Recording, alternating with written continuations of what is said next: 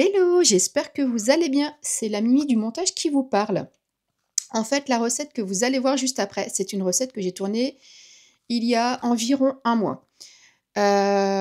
Pourquoi je vous fais cette intro maintenant? Tout simplement, alors je l'ai faite quand j'ai tourné la vidéo, mais c'est une vidéo que j'ai tournée avec mon ancienne caméra. Et clairement, toute l'intro, la qualité était vraiment pas top du tout, du tout. Donc je préfère vous refaire une petite intro un peu plus sympa pour pas que vous partiez dès les premières secondes de la vidéo parce que clairement, c'était vraiment pas top. Donc c'est une recette emblématique du Nord. On en a quelques-unes, on a des très bonnes recettes dans le Nord. On a le Welsh, on a la tarte au maroilles, on a la tarte au sucre. Mais là, je vous ai préparé une recette de carbonate flamande. Donc tout le reste de la recette, ça va, la qualité, ça passe. Et en tout cas, vous avez la recette, vous avez toutes les explications donc, de la vraie carbonade. Donc j'espère que la vidéo vous plaira et je vous dis bon visionnage.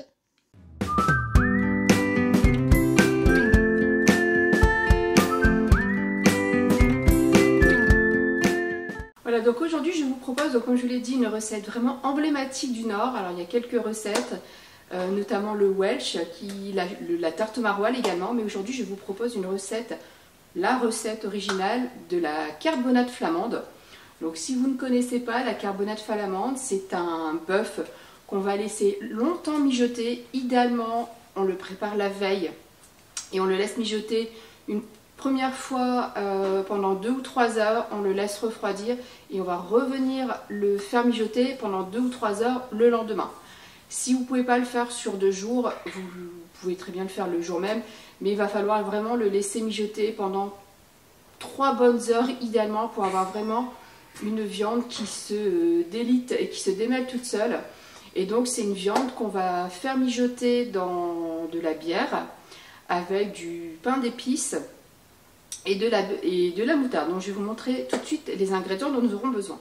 Voilà, donc pour la recette, donc on aura besoin de bœuf à mijoter. Donc demandez à votre boucher donc des morceaux à bœuf bourguignon par exemple. Donc ici, moi c'est une recette que je vais faire pour 10 personnes. Je compte en général 180 g de viande par personne. Ensuite, on aura besoin de pain d'épices, donc comptez une tranche par personne, de la moutarde, des oignons que j'ai déjà émincés, de la bière, donc moi ici j'ai de la bière du Nord, donc prenez quand même une bonne bière de qualité, moi je prends de la blonde, vous pouvez également prendre de l'ambrée, ça marche aussi très très bien. On aura besoin d'un petit peu de beurre pour faire revenir nos oignons et notre viande, de feuilles de laurier, d'un petit peu de farine, du sel, du poivre. Donc au final, assez peu d'ingrédients. Et puis ben, on est parti. Voilà, donc là on va commencer par faire fondre un petit morceau de beurre et faire revenir donc nos oignons dans une grande cocotte. Voilà, donc là notre beurre est quasiment fondu, donc je vais venir rajouter. Donc là j'ai l'équivalent de 2 oignons.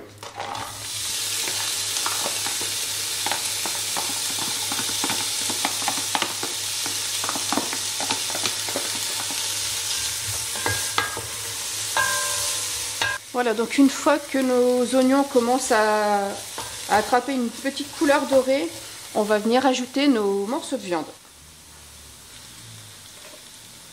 Et le but, ça va être de les laisser légèrement dorés, en tout cas de les saisir.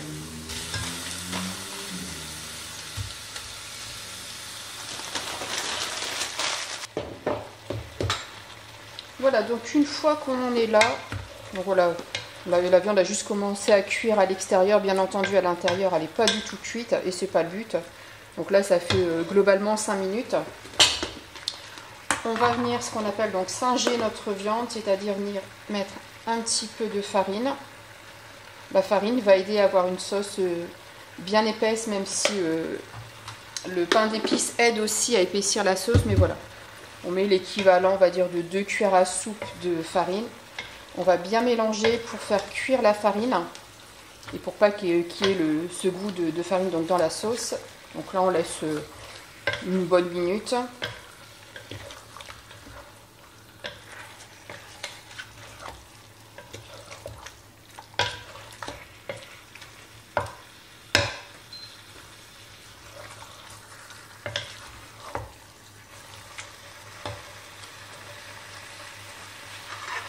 Et ensuite, donc on va rajouter donc le reste des ingrédients, à savoir donc la moutarde. Donc moi je mets 2 belles cuillères à soupe de moutarde. Alors vous pouvez aussi tartiner les tranches de pain d'épices ou alors mettre directement la moutarde dedans, ça marche aussi très très bien. Donc, on vient bien mélanger.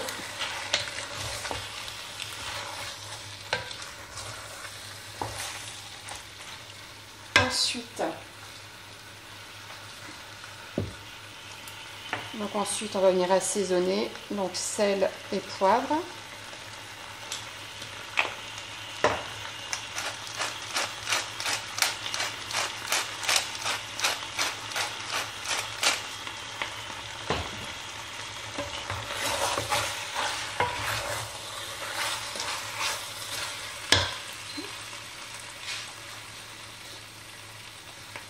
Ensuite, donc on va venir mettre notre pain d'épices. Donc moi je le casse grossièrement, de toute façon ça va cuire tellement longtemps que le pain d'épices va fondre complètement dans la sauce. Et au final vous ne retrouverez plus du tout de morceaux de pain d'épices. Donc il n'est pas utile de le couper en tout petits morceaux, ça va fondre. Donc comme je vous le disais en préambule, en général on compte une tranche de pain d'épices par personne. Hop.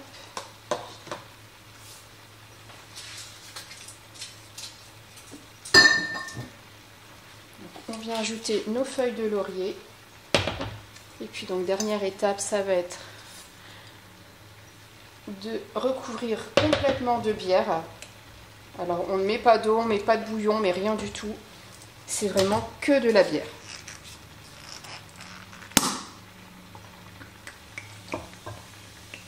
Et là, il faut que ça recouvre assez généreusement votre viande parce que, ça, comme je vous le disais, ça va cuire quand même plusieurs heures. Donc il faut vraiment que ça recouvre bien au-delà du niveau. Donc moi là j'ai 2 bouteilles de 75 pour environ 2 kg de viande et je vais mettre les 2 bouteilles.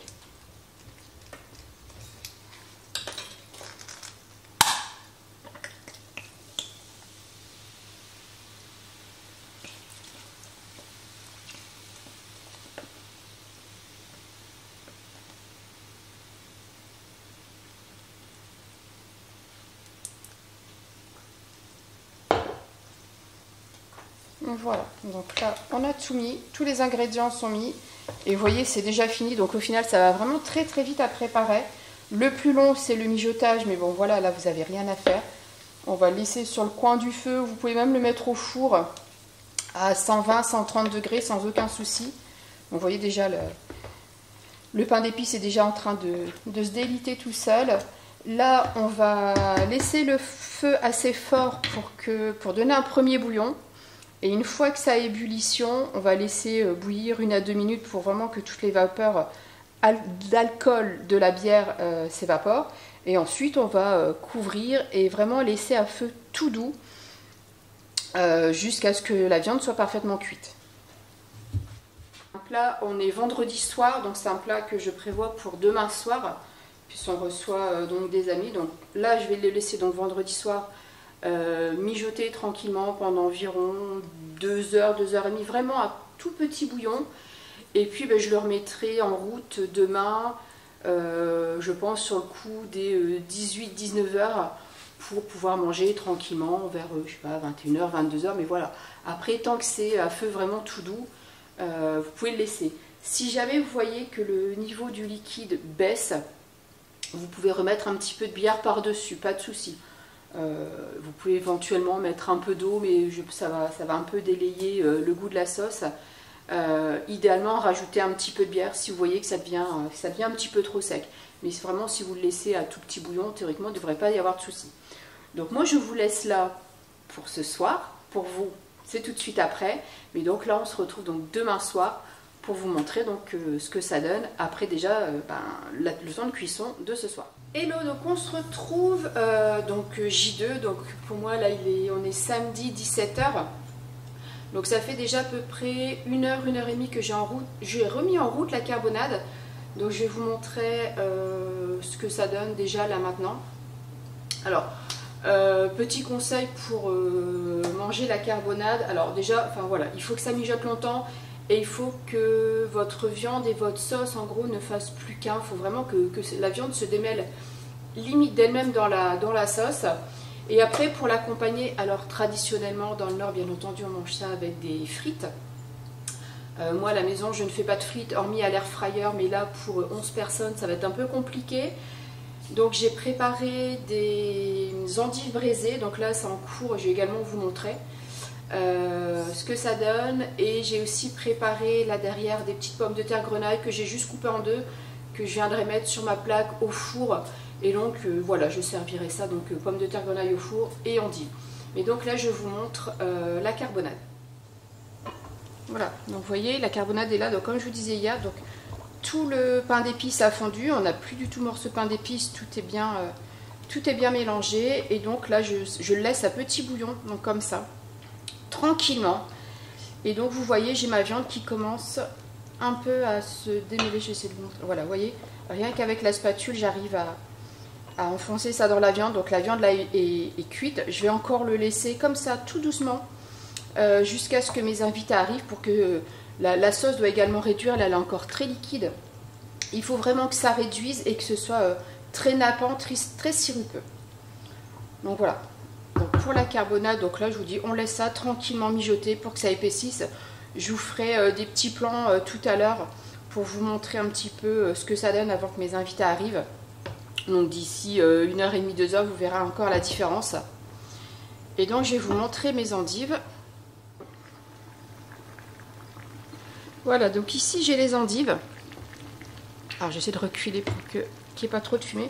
Donc en fait j'ai simplement retiré le milieu de l'endive, enlevé les premières feuilles. J'ai mis un petit morceau de beurre, de l'eau, sel, poivre et un petit peu de vergeoise ou de sucre comme vous voulez. Nous dans le Nord on met de la vergeoise. Et là pareil je vais les laisser braiser tout doucement. Donc là ça bout un petit peu. Pour le moment je vais laisser comme ça tant qu'il y a du liquide.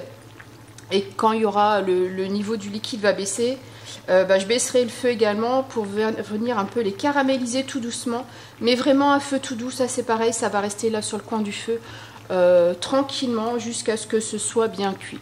Alors je pense qu'elles sont déjà quasiment cuites. Ouais non, c'est encore un petit peu ferme.